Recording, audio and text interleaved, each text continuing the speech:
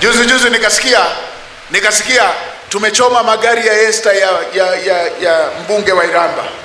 Magari yake yanaitwa Esther, ameaita Esther jina la mke wake. Mke wangu mimi haitwi Esther, anaitwa Neema, na leo nilikuwa naye hapa. Yuko wapi Neema? Yule pale anaitwa Neema.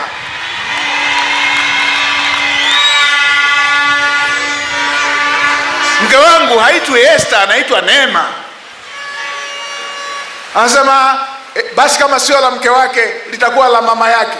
Mama yangu binti wa Kiislamu anaitwa Asha Ramadhani Omari, hamjui? Yuko hapa.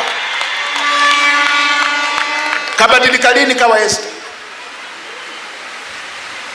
Mimi nimezaliwa jamii ya kifugaji. Ninyi wa Singida mnanijua, nimezaliwa jamii ya kifugaji. Jamii ya kifugaji uruhusiwi kufanya biashara hata ya miwa. Sijawahi kufanya biashara mimi hata ya miwa, tulikuwa turuhusiwi. Nimeingia huku serikalini, kazi kubwa ninayofanya kwenye watoto wa mzee, tuko takriban 16. Mimi ndio form 6 pekee, mimi ndio chuo pekee, mimi ndio nikaingia niko na kundi la watoto zaidi ya 600. Mimi uwekezaji niliofanya ni wa kusomesha watoto.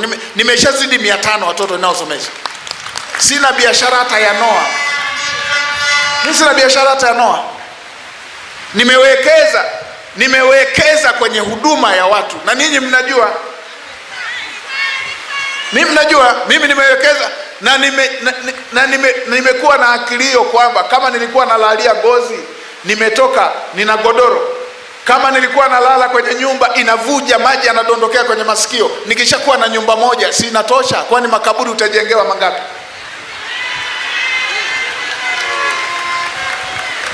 Hawa wako bize kila siku, magari.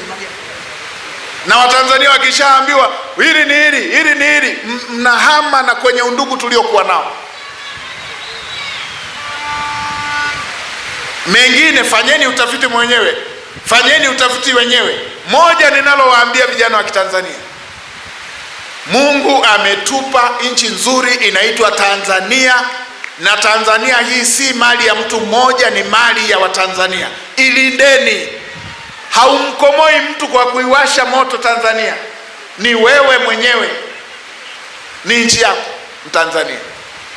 Sasa na Tanzania eti leo hii miaka hii eti baada ya kuwa tumegundua gesi nyingi itakayotufanya tuwe nchi yenye gesi nyingi duniani, eti ndio Tanzania eti ndio mwaka wa Tanzania wanachukiana.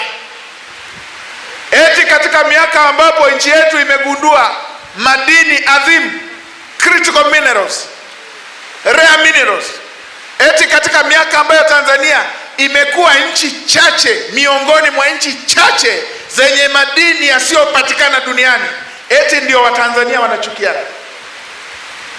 Eti katika miaka ambayo Tanzania imeboresha bandari yake, Tanzania imejenga reli ya kisasa ambayo kwa dunia nzima itakuwa reli ya 5 kwa urefu, itakuwa reli ya kwanza kwa urefu Afrika, itafungua biashara za ndani ya nchi na nchi jirani.